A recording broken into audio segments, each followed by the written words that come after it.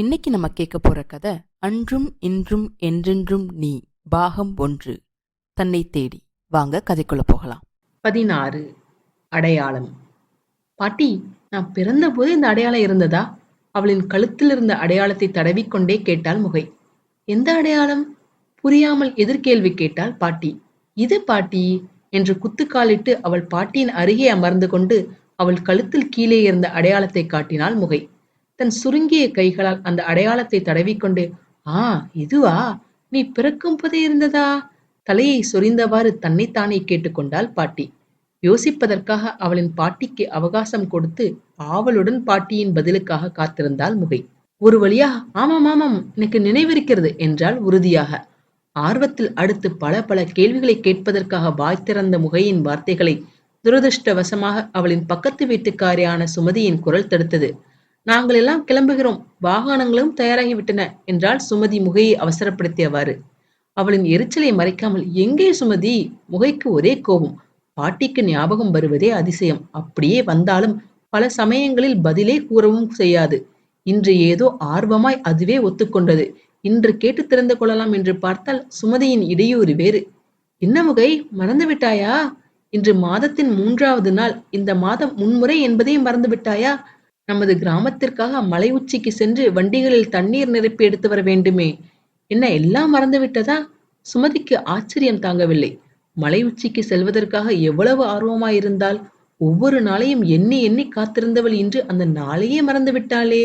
ஒவ்வொரு மாதமும் 3வது நாள் முகையின் கிராமமும் சுற்றியுள்ள 20 கிராமமும் ஒவ்வொரு கிராமத்திலிருந்து 5 பெண்கள் எந்த முறையும் இன்றி தேர்ந்தெடுக்கப்படுவார்கள். அந்த 5 பெண்கள் மலையுச்சியிலுள்ள அம்மனை தரிசித்து பொங்கல் படைத்து இயற்கை அம்மையின் அருளை கொண்டாடிவிட்டு அங்கிருக்கும் நீரூற்றின் முதல் ஓடையில் இருந்து தண்ணீரை கொண்டு வருவது அந்த கிராமங்களின் நெடுங்கால சம்பிரதாயம். அந்த பெண்களோடு தண்ணீர் எடுத்து வர வாகனங்களும் அவர்களுக்கு துணையாக ஆண்களும் உடன் செல்வார்கள்.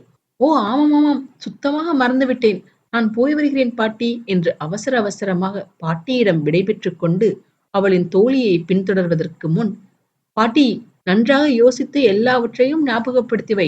நான் வந்ததும் ஒன்று விடாமல் எல்லாவற்றையும் என்னிடம் சொல்ல வேண்டும், சரியா?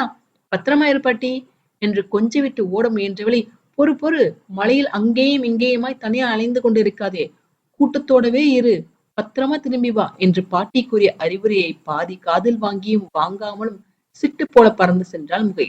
அப்படி என்ன விஷயம் தெரிய வேண்டும் என்று கேட்டு சுமதிக்கு கண்கள் சுருங்க ஒரு குறும்பு புன்னகையை மட்டும் பதிலாய் தந்துவிட்டு மலைக்கு போவதை பற்றி ஆவலாக பேச ஆரம்பித்து அவளின் கேள்விக்கு பதிலளிக்காமல் மழுப்பிவிட்டாள். எவ்வளவுதான் நெருக்கமாக பழகி இருந்தாலும் முகை என்றுமே அவளுடைய அடையாளத்தை யாரிடமும் காட்டியது இல்லை, பேசியதும் இல்லை. யாரிடமும் இதை பற்றி பேசக்கூடாது என்று பாட்டி எத்தனையோ முறை கூறியும் அறியா வயதில் விளையாட்டாய் காட்டப்போக அவளை மறுத்தவர்களும் வெறுத்தவர்களும் தான் அதிகம். நல்ல மாட்டிற்கு ஒரு சூடு அல்லவா? அதிலிருந்து இப்படி ஒரு அடையாளம் இருக்கிறதென்று அவளையும் பாட்டியையும் தவிர வேறு யாருக்கும் தெரியாது. அதுவும் இல்லாமல் இந்த அடையாளத்தை பற்றிய எந்த கேள்விக்கும் விடை பாட்டியிடம் மட்டுமே இருக்கும் போது இதை சுமதியிடமோ அல்லது வேறு யாரிடமும் பேசி அதனால் என்னவாக போகிறது? மலைக்கு போவதற்கு அவளது கிராமம்தான் கடைசி என்பதால் மற்ற கிராமத்திலிருந்து வந்த அனைத்து மக்களும் அவளின் கிராமத்தில் கூடி ஓய்வு எடுத்துக் கொண்டிருந்தனர். அவளின் கிராமத்தை தாண்டிவிட்டால் அதற்கடுத்து வேறு எந்த கிராமமும் கிடையாது. அதனால் முடிந்தவரை இந்த கிராமத்தில் ஓய்வு எடுத்துக் கொள்வது வழக்கம். அந்த கொண்டாட்டத்தில் எத்தனை பேர் வேண்டுமென்றாலும் கலந்து கொள்ளலாம். ஆனால் ஒரு குடும்பத்திற்கு ஒரு பானை தண்ணீர் மட்டுமே வழங்கப்படும். அந்த ஓடையின் நீர் பெரும்பாலான நோய்களையும் தீய சக்திகளையும் போக்கும் சக்தியுடையது என்பதால் அந்த நீரை அமிர்தமாகவே அந்த ஊர் மக்கள் கருதினர். பெரும்பாலான மக்கள் அந்த தெய்வத்தின் அருளை பெறுவதற்காக தங்கள் குழந்தைகளை மலைக்கு கூட்டி வந்து அந்த நீரூற்றில் குளிக்க வைப்பதும் தொன்று தொட்டு வரும் வழக்கம். சில பேர் மற்றவரிடம் பணம் கொடுத்து அந்த தண்ணீரை பெறுவதும் உண்டு. ஆனால் அந்த மலைக்கு செல்வது அவ்வளவு எளிதல்ல. மலைக்கு செல்லும் பாதை நெடுகிலும் ஆபத்தான விலங்குகள் மலிந்திருக்கும். அந்த மலைக்கு ஒரு வழி பயணம் செய்வதற்கே கிட்டத்தட்ட 4 முதல் 5 நாட்கள் ஆவதுண்டு. தற்போதைய சடங்கு தொடங்குவதற்கு முன் மக்கள் தனியாகவோ அல்லது சிறு சிறு கூட்டமாக மலைக்கு செல்வதுண்டு. ஆனால் அப்படி போனவர்கள் பல பேர் உயிரோடு திரும்பி வரவே இல்லை. வந்த சிலரும் பெருங்காயங்களுடனே திரும்பி வந்தனர். அந்த காரணத்தினால்தான் 20 கிராமமும் ஒன்று கூடி தண்ணீர் எடுப்பதை ஒரு சடங்காக தொடங்கினர். அவர்களின் பயணத்திற்கு உதவுவதற்காக அந்த 20 கிராமத்திற்கு ஒரு யானையை பரிசாக தந்திருந்தார் மன்னர். முகை அந்த மாரியம்மன் கோயிலுக்கு செல்வது இது 2வது முறை. முதல் முறை அவள் செல்லும் போது அவளது வயது 5. பாட்டி வயதானவள் என்ற காரணத்தினால் சுமதியின் தாயாரோடு சென்றிருந்தாள் முகை. முகைக்கு அந்த கோவிலுக்கு சென்ற முதல் முறை சுத்தமாய் ஞாபகம் கிடையாது.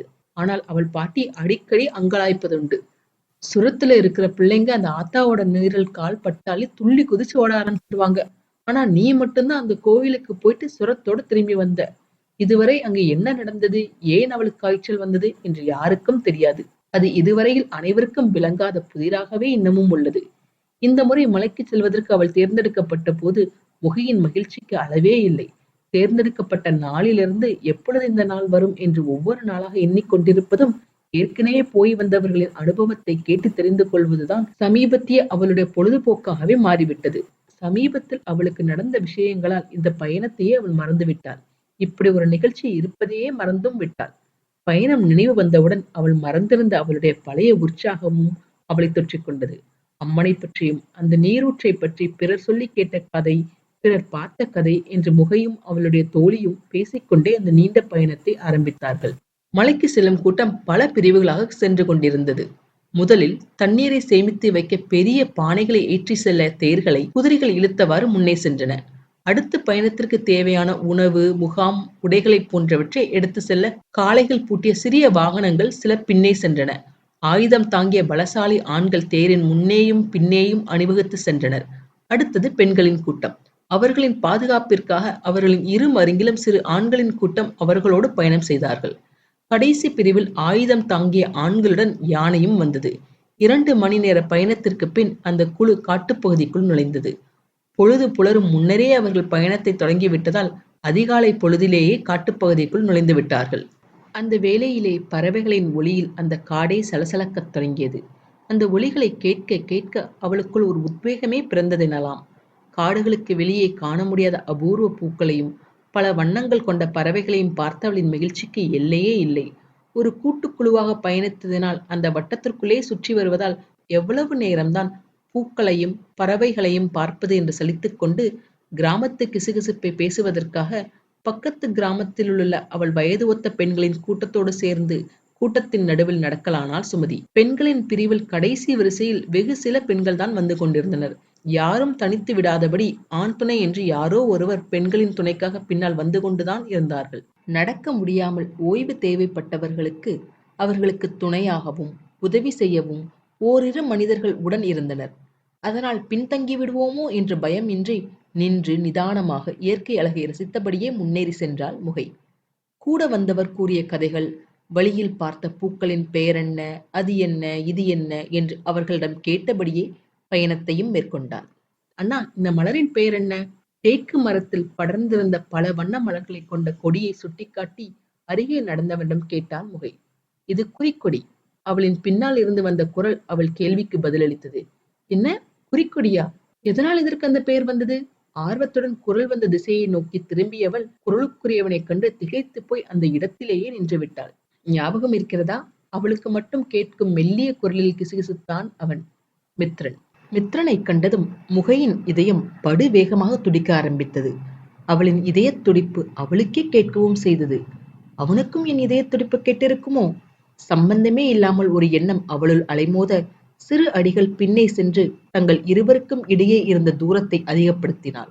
வேறு ஏதேனும் சொல்லி தர்ம சங்கட நிலைமைக்கு அவளை உள்ளாக்கி விடுவானோ என்றெண்ணி அவசர அவசரமாக தலையை ஆட்டி அவனின் கேள்விக்கு ஒப்புதலாய் பதிலளித்தாள். முகையின் திகைத்த முகமும் பாதியிலேயே நின்று விட்டதையும் பார்த்த சில ஆண்கள், அனைத்தும் நலமா, ஏதாவது தேவையா என்று அவளை நோக்கி வர முயன்றவர்களை மித்ரன் சர்வசாதாரணமாக சைகையிலேயே எல்லாம் நலம், நான் அவள் கூட இருக்கிறேன் என்று கூறியதை ஒரு சிறு நெருடல் கூட இல்லாமல் இயல்பாய் ஏற்றுக்கொண்ட அந்த ஆண்கள் அடுத்த வேலையை கவனிக்க சென்று விட்டார்கள். இதுவரை பார்த்தே அறியாதவனின் வார்த்தைகளை எப்படி நம்பினார்கள் என்று ஒருபுறம் அவளின் மனம் முரண்ட, அவள் இருக்கும் இடமும் நினைவுக்கு வர திரும்பி வேக வேகமாய் நடையும் ஓட்டமுமாக அவர்களுக்கு இடையில் இருந்த தூரத்தை அதிகப்படுத்தினாள். ஆனால் சில அடிகளிலேயே அவர்களுக்குள் இருந்த தூரத்தை கடந்தவன் தோளோடு தோளாக அவளுடன் நடக்க ஆரம்பித்தான். தோளோடு தோள் உராய அவளின் காதருகே சென்று, குறிக்குடை என்று ஏன் பெயர் வந்தது என்று உனக்கு தெரிய வேண்டாமா? அப்பாவியாய் அவளை பார்த்து கேட்டான் மித்ரன். அவனின் திடீர் அருகாமையில் துள்ளி குதித்து ஓரடி அங்கலம் தள்ளி நின்றாள் முகை. அவன் அருகில் வந்தாலே ஏனோ பந்தய குதிரை போல பாய்ந்தோடத் தொடங்கியது அவளது இதயம். முகையின் பதிலுக்கு காத்திராமலே அவனே தொடர்ந்தான். இது போன்ற வெகு சில படரும் கொடிகளைத்தான் இந்த காட்டில் பார்க்க முடியும். இதன் தனி சிறப்பு என்னவென்றால், ஒரு வருடத்தில் ஒரு மரத்தின் மீதுதான் இது படரும். ஒரே மாதிரியான வண்ணத்தில்தான் பூ பூக்கும். அவளின் ஆர்வம் அவனது அருகாமை தந்த படபடப்பை வென்றுவிட, சில அடிகள் அவனின் அருகில் சென்று, ஒரே மாதிரி பூக்களா? இந்த கொடியில் பல வண்ணங்கள் கலந்த பூக்கள் இருக்கிறதே, அது என்ன ஒரே மரத்தின் மீதுதான் படரும் என்பது? விழியாக அவனை பார்த்தாள் முகை. ஒரே வண்ணத்தில் என்றால், சிறிது யோசித்துவிட்டு கவனமாக தன்னை பார்த்து கொண்டிருந்தவளை நோக்கி, இந்த கொடியில் எந்தெந்த நிறத்தில் மலர்கள் பூத்திருக்கின்றன என்றான் மித்ரன். மீண்டும் ஒருமுறை கொடியை நோட்டம் விட்டுவிட்டு, சிவப்பு, மஞ்சள், இளம் சிவப்பு மற்றும் ஊதா நிறத்தில் இருக்கின்றன என்றாள் முகை. மிகவும் சரி.